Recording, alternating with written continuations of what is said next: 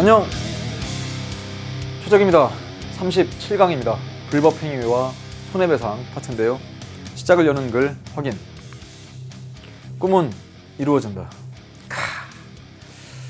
여러분은 2002년 월드컵 때 이 세상에 태어나지 않았던 그 나이 아닐까 싶습니다. 그때 엄청났는데, 네, 혹시라도 뭐 영상이나 사진으로 본 적 있을까 모르겠습니다. 그때 꿈은 이루어진다.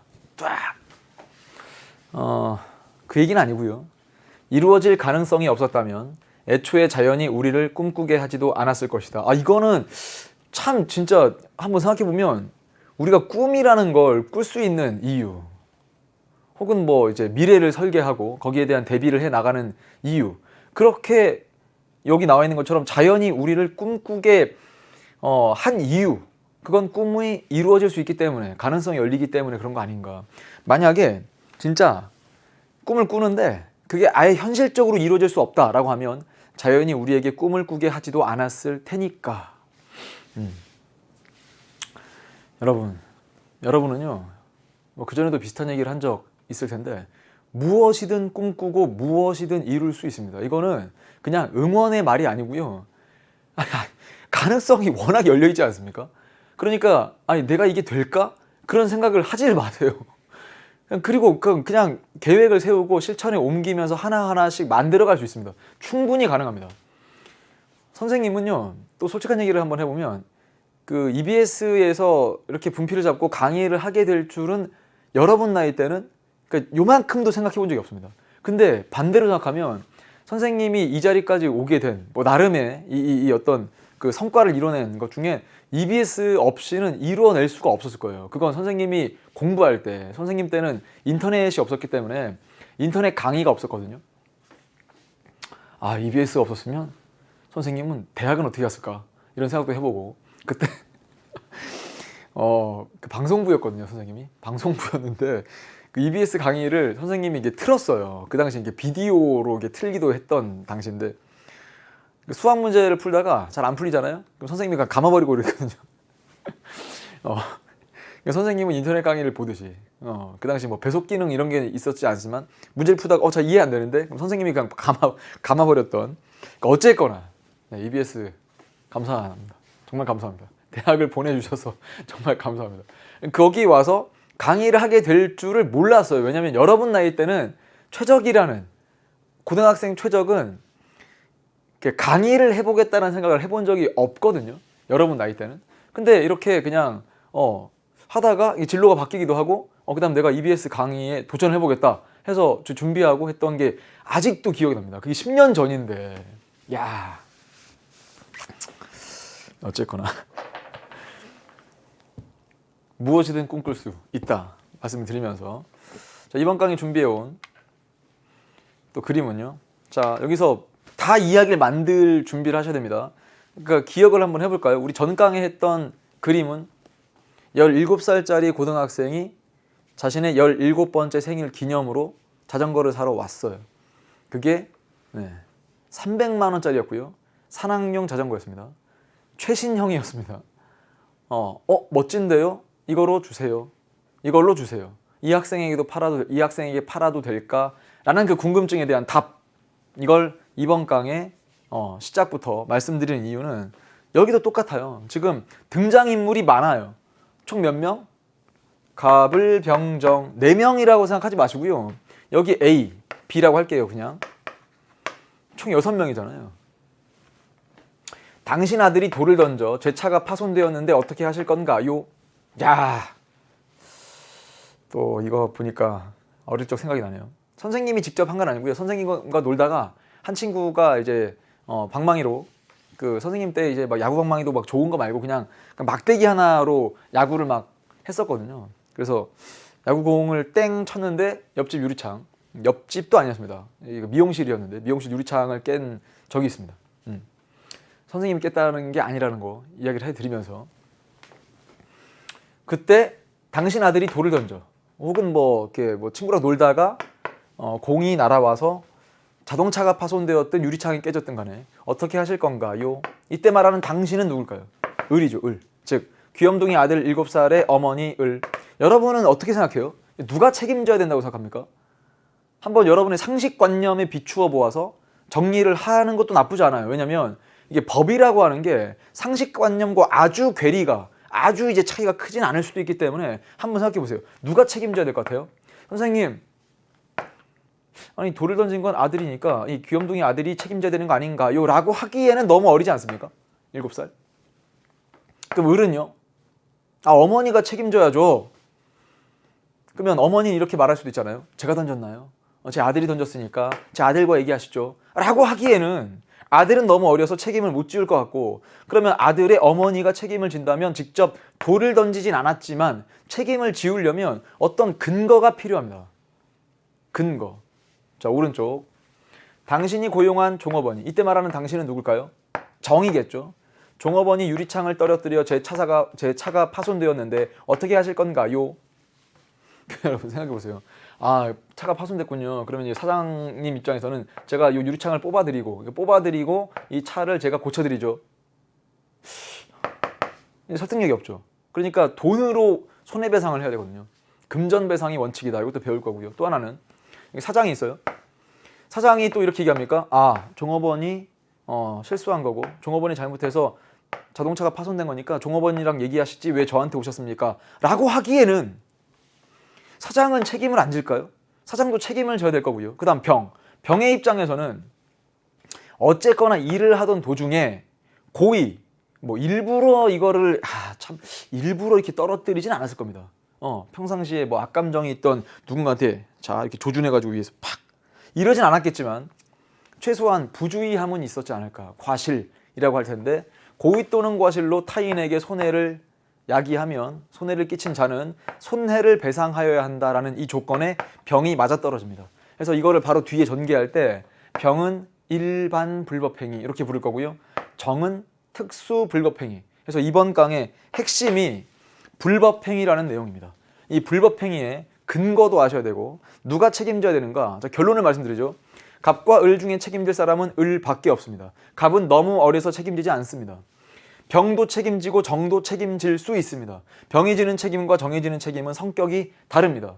왼쪽 사례에서 책임질 사람 1명, 오른쪽에선 책임질 수 있는 사람 2명. 그러니까 몇 명이 책임지느냐, 즉 누가 책임지느냐, 그리고 왜 책임지느냐, 어느 정도 범위까지 책임을 지느냐, 그리고 그 책임으로부터 면제될 수도 있는가, 이런 등등을 고민하면서 정리하면 좋겠고요. 무엇을 배울까? 불법행위의 의미와 성립 요건, 특수 불법행위, 그리고 손해배상 방식인데 선생님 발음이 조금 이렇게 어색한가요, 여러분? 불법행위라는 발음 자체가 불법행위가 더 낫나요? 근데 선생님 강의를 앞으로 계속 들으려면 불법행위라는 발음에 익숙해지는 게 좋습니다. 선생님은 계속 불법행위라고 발음할 거니까. 왜냐면 그게 정확한 발음입니다. 불법행위. 그래서 그냥 불법행위. 우리가 일상적으로는 이건 불법이야. 이게 조금 더 여러분 귀에 익숙할지 모르겠지만 불법이다. 이렇게 읽어 나가겠습니다. 교재는 104페이지. 이게 처음에 기억납니까? 우리가 법파트 시작할 때 33강이었을 텐데 그때 시작할 때 법의 무지는 용서받지 못한다. 빡! 내가 본격적으로 법 파트에 들어왔구나. 개인생활과 법. 그러니까 이제 뭐 민법의 기본 원리 혹은 뭐 공법, 사법 나눴던 기억도 있을 것이고 다양한 것들을 배우면서 시작했는데 왜 갑자기 이 얘기를 다시 하냐면 그때 선생님이 이런 얘기 한 적이 있을 거예요. 법학적 사고방식? 뭐 조금 멋있는 말로 뭐 리걸 마인드라고 부르는 게 이게 쪼개는 거였어요. 쪼갠다는 건 어떤 거였냐? 계약이 언제 성립한 거지? 어떻게 성립한 거지? 계약이 성립하게 되면 누군가한테 권리와 의무가 발생하겠네. 그 권리와 의무가 어떻게 구성되는 건가? 그리고 계약이 성립하려면 효력뿐만 아니라 이제 요건을 검토해야 되는데 이걸 하나하나씩 잘게 뜯어가면서 설명을 하고 그다음 접근하는 방식. 이게 여기서도 필요합니다. 아까도 처음에 보셨잖아요. 그냥 유리창이 깨졌다. 큰일 날 뻔했어요. 사람이 안 다친 게 다행이었습니다. 그냥 자동차가 파손되었다. 근데 자동차가 파손되었다. 살다 보면 그럴 수도 있지. 난 왜 이렇게 재수가 없는 거지?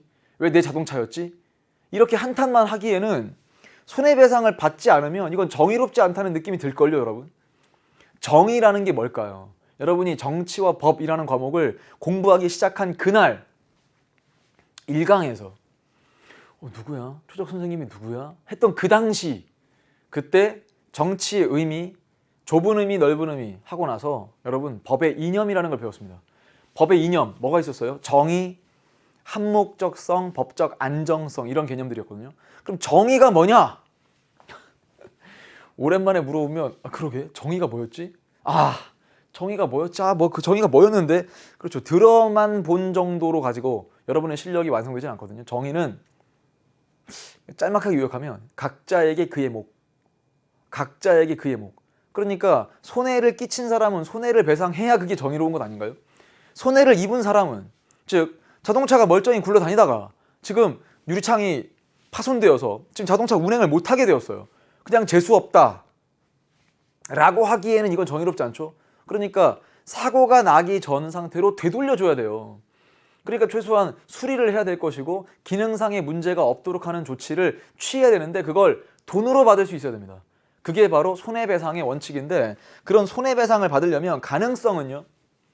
이번 강에선 불법행위라는 가능성을 열 겁니다. 불법행위와 손해배상. 근데 수능 문제까지 풀려면 여러분들은 손해배상이란 이 네 글자를 딱 듣는 순간 불법행위만 고민하시면 안 됩니다. 그래서 선생님이 이번 강과 다음 강까지 쭉 이어서 2시간에 걸쳐서 이 내용을 설명해 드리려고 하는 건 좀 더 풍성하게 분석할 수 있도록 하는 그 틀을 드릴 테니까 그 구조를 드릴 테니까 꼭 한번 정리하고요. 일단 이번 강은 불법행위에 좀 집중해서 정리할 건데 일반적으로 우리가 불법행위라고 부르는 우리가 일반적으로 불법행위라고 부르려면 어떤 요건이 필요하거든요.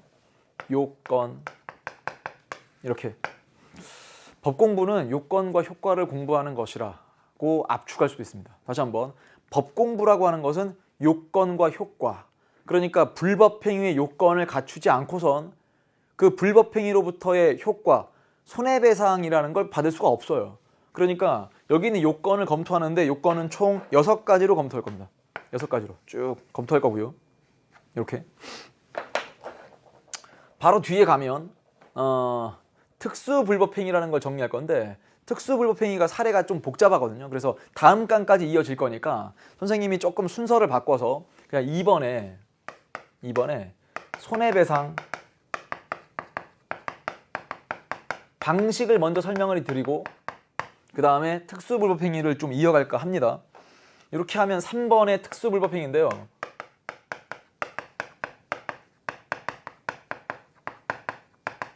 순서는 중요한 게 아니에요. 어쨌거나 일반적인 불법행위든 특수한 상황에서의 불법행위든 간에 손해배상이라는 효과가 야기가 되는데 결국 일반적으로 불법행위라고 하면 어떤 요건이 있을까 이걸 중심으로 정리하고 그 다음 특수불법행위는요 유형 중심으로 공부를 하셔야 됩니다. 이렇게 접근 방식이 조금 다릅니다. 자 우선 일반적으로 불법행위라고 하면 우리 민법 이렇게 적을까요? 민법 제 750조에 이렇게 나와요. 고의 또는 과실로 타인에게 손해를 끼친 자는 손해를 배상하여야 한다. 그러네. 그러니까 고의, 과실, 손해 발생, 그 다음에 이제 손해 배상 이런 말들로 이제 구성이 돼 있죠. 자 이걸 또 잘게 쪼개 보면 이렇게 구성되어 있다는 걸 알게 될 겁니다. 불법행위 요건입니다. 자, 첫 번째 1번 가해행위가 있어야 되고요. 처음에 그 사례에게 맞춰보세요. 당신 아들이 돌을 던져 그 돌을 이렇게 휙 던져가지고 와장창 깨진 거예요. 그렇게 깨질까요? 그 자동차 유리는 선생님도 뭐 깨진 걸 잘 못 봐서 그런데 이렇게 와장창 쨍 하고 깨지는 유리가 아니겠지만 어쨌거나 쩍 하고 이제 금이 갈라졌을 수도 있죠. 가해행위. 그 다음 위법성이라는 게 있습니다. 아셔야 돼요. 위법성. 위법성이란 말은 여러 가지로 수식이 될 건데 예를 들면 우리가 여기서 위법성이란 말을 처음 듣고 그 다음에 형법 파트에 가면 위법성이란 말을 또 듣게 될 건데 그때 가면 위법성을 이렇게도 표현합니다. 전체 법질서에 비추어 보아 부정적인 판단을 내릴 수 있는 행위인가? 말이 너무 어려운데 쉽게 말하면 그냥 나쁜 짓인가 이런 뜻이에요. 다시 한번 법질서, 전체 법질서에 비추어 보아 부정적인 행위라는 판단을 내릴 수 있는 것인가? 말이 너무 어려우니까. 그럼 나쁜 짓인가? 그럼 선생님 나쁜 짓은 많은데요. 나쁜 짓. 여러분 지금 우리는 민법 하고 있어요. 민법에서 불법행위랑 나중에 여러분이 구분할 때 저것만 볼게요. 이렇게 구분해서 범죄라는 것은 성격이 아주 달라요. 그러니까 이거죠. 지금 느낌이 불법행위도 나쁜 거고 범죄도 나쁜 거죠.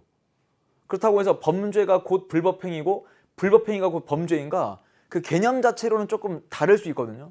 자, 무슨 말이냐면 범죄라고 하는 것은 이걸 범죄로 규정을 하고 처벌할 수 있는 형법 규정이 이게 있거든요. 예를 들면 절도죄, 사기죄, 뭐 상해죄, 혹은 살인죄 이런 죄자로 끝나는 것은 형법 규정을 통해서 그 구성 요건, 그 범죄라고 하는 게 성립될 수 있도록 하는 요건에도 맞아야 되고 그 다음에 또 위법해야 된다 이렇게 배웁니다. 그러니까 여기서도 위법성이란 말 나오지만 뒤에 범죄 파트에 가도 위법성이라는 게 나올 텐데 지금 선생님이 살려드리고 싶은 개념은요. 범죄가 성립하면 처벌되는 거고요. 불법행위가 성립하잖아요. 그러면 손해배상하는 거예요. 성격이 아주 다르죠. 그러니까 이 사례를 또 한번 꺼내볼게요. 자, 그 전에 이런 얘기를 한 적 있을 거예요. 갑이 을을 폭행해서 을에게 전치 8주에 상해를 입혔다. 그러면 갑이라는 요 사람을 처벌할 수 있는 것인가? 이거는 범죄가 성립되어야 처벌이 되는 거고요. 어쨌거나 을이라는 사람은 상해 다쳤잖아요. 그렇다면 생각을 해보세요. 요 갑이라는 사람이 진짜 때렸다 그러면 고의일 수도 있는 거고 아니면 아까 봤던 것처럼 그러네 유리창을 떨어뜨려서 을의 차량을 파손했다 그러면 상해가 아니라 이거는 재물손괴 이렇게 부르거든요. 재물손괴. 그러니까 재산적 가치가 있는 물건의 이제 파손. 어쨌거나 이런 등등의 피해를 입은 사람은 손해를 배상받아야 되거든요. 아 그러네. 이러니까 성격이 다르다는 게 확 드러납니까? 요 갑을 범죄로서 처벌할 수 있는 것인가의 문제는 형사적인 거고요. 그럴 때는 범죄를 논하는 거고 여기 민사적으로 을이라는 사람이 입은 피해에 대해서 갑이 손해배상해야 된다. 이건 성격이 다른 문제입니다. 그러니까 갑에게 자 을한테 손해배상하세요 라고 하려면 갑에게 불법행위라는 게 성립해야 되는데 불법행위라는 게 성립해야 되는데 그러려면 요건 자체가 이 범죄랑 이 불법행위가 좀 엇갈려요. 그러니까 여러분이 좀 기억하면서 정리를 하되 여기서 이 위법하다는 건 어떤 뜻이냐? 야, 이 위법하다는 걸 얘기하려면 참 우리 그 전에 사회계약서를 배운 그 기억도 있습니다. 사회계약서. 여러분 기억나십니까? 사회계약서. 국가가 왜 존재하는가? 야, 그러면서 자연 상태에서는 로크가 그런 얘기했습니다. 이제 참 이걸 우리가 이런 이야기를 나눌 수 있다는 게 여러분 대단하지 않습니까? 로크가 어떻게 얘기했냐면 자연 상태에서는 개인의 권리의 보장이 불확실하대요. 그래서 국가를 만든 다음에 권리를 더욱더 안정적으로 보장받기 위해서 그럼 그때 말하는 권리라는 게 무엇일까? 자신의 생명에 관한, 재산에 관한, 안전에 관한 혹은 더 나아가서 무슨 신체에 관한, 자유에 관한 이런 각각의 권리들이 있어요. 그래서 법질서를 만들어 놓은 것이라면 전체 법질서에 비추어 보아 부정적인 판단을 내릴 수 있다는 건 그냥 쉽게 말하면 타인의 생명을 빼앗았다. 타인의 신체에 대한 가해를 했다. 타인의 재산을 침해했다. 이런 등등으로 요약할 수 있습니다. 그게 바로 위법성입니다. 위법성. 그러니까 돌을 던져서 유리창을 깼네. 그럼 재산권에 대한 침해죠. 그럼 손해배상해야죠. 선생님 그 자체가 범죄도 되는 거 아닌가요? 범죄를 따지는 게 아니라는 뜻이에요. 지금 우리 범죄가 성립하느냐 아닌가를 따지는 게 아니라 그게 그러네. 고의 또는 과실로 타인에게 손해를 야기했기 때문에 손해배상해야 되는 거구나. 지금 요게 논점이다라고 생각하시면 되고요. 세 번째는 고의 또는 과실이라는 조건이 붙습니다. 고의 또는 과실. 이 고의라는 게 그냥 느낌상으로는 일부러 이런 느낌이죠. 그런데 고의는 정확하게 말하면 우리 그전에도 배웠네요. 과실 책임주의 할 때 선생님이 살짝 설명을 해드렸는데 고의라는 말은 행위의 결과를 알고도 그러니까 그게 고의죠. 고의.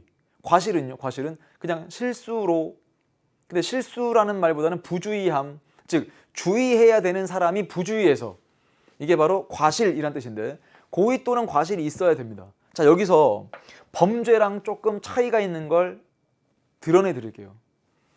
민법에서 손해배상을 이야기할 때는 예를 들어 자동차가 서 있습니다. 일부러 돌멩이를 잡고 있는 힘껏 던졌습니다. 일부러 빡! 그래서 그냥 유리창이 쩍 하고 갈라졌어요. 이거랑 친구랑 야구놀이 하다가 있는 힘껏 공을 포수한테 던졌는데 공이 빗나가서 유리창이 쩍. 앞에 건 고의고요. 뒤에 건 과실입니다. 쉽게 말씀드리는 거예요. 그래서 앞에 건 고의고 뒤에 건 과실인데 어쨌거나 그냥 유리창이 파손되었다면 손해를 배상해야 됩니다. 그러니까 불법 행위에서 고의나 과실을 구분하지 않습니다. 잘 들으셔야 돼요. 다시 한번. 고의로 던졌다, 과실로 던졌다. 즉 던지다가 친구랑 놀다가 부주의해서 유리창을 깨뜨린 거랑 의도적으로 유리창 깨뜨린 거랑 요 자체가 어쨌거나 유리창이 깨졌다면 손해가 발생된 거니까 손해를 배상해야 됩니다. 그러니까 이제 문제를 풀 때 고의가 없었으므로 손해를 배상하지 않아도 된다. 틀렸습니다. 왜? 과실만으로도 손해배상 책임 인정되니까. 근데 범죄는요, 상황이 달라요. 범죄는 원칙적으로 과실범, 부주의해서 어떤 피해를 야기했다? 그러면 그건 처벌하지 않는 게 원칙입니다. 그러다 보니 어떤 일이 벌어지냐면 범죄는 아닌데 불법행위가 성립할 수가 있습니다. 다시 한번, 범죄는 아닌데 불법행위로서 손해배상해야 되는 경우가 생길 수 있어요. 예를 들면 형사재판에서는 무죄가 나왔는데 민사재판에선 손해배상 책임이 인정되는 경우가 존재할 수 있습니다. 그래서 이걸 개념적으로 분리를 시켜달라고 말씀을 드리고, 네 번째, 손해가 발생해야죠. 일단 쭉 적어보는 거예요. 손해 발생, 유리창이 깨졌다 이런 거고요. 다섯 번째, 인과관계. 이것도 중요합니다. 인과관계. 그렇죠. 가해 행위와 손해 발생 사이에 인과관계가 있어야 된다. 인과관계.